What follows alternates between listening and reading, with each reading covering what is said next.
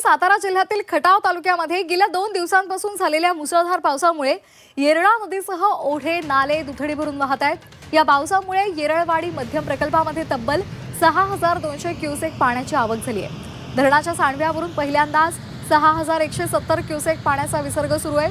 दुष्काळी खटाव तालुक्यामध्ये इतक्या मोठ्या प्रमाणात पाण्याचा विसर्ग होणं ही अभूतपूर्व घटना ठरते आणि यापूर्वी मे महिन्यामध्येच धरण पूर्ण क्षमतेने भरल्यामुळे सांडव्यावरून विसर्ग सुरू झाला होता। सलग पावसामुळे धरण सातत्याने भरलेलं असून सध्या विसर्गाचा उच्चांक गाठण्यात आलाय।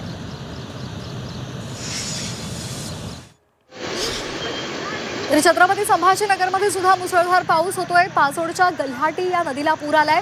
शेतामध्ये पाणी आहे आणि त्यामुळे पिकांचं मोठ्या प्रमाणात नुकसान झालंय। नदीकाठी सतर्कतेचा इशारा देण्यात आलाय। छत्रपती संभाजीनगरमध्ये मुसळधार पाऊस झाल्यामुळे पाचोडच्या गल्हाटी नदीला पूर आलाय। त्यामुळे पाचोड खुर्द आणि पाचोड गावचा संपर्क तुटलाय। अनेक शेतांमध्ये पुराचं पाणी शिरल्यामुळे पिकांचं मोठं नुकसान झालंय। नदीकाठच्या लोकांना नागरिकांना सतर्कतेचा इशारा देण्यात आलाय।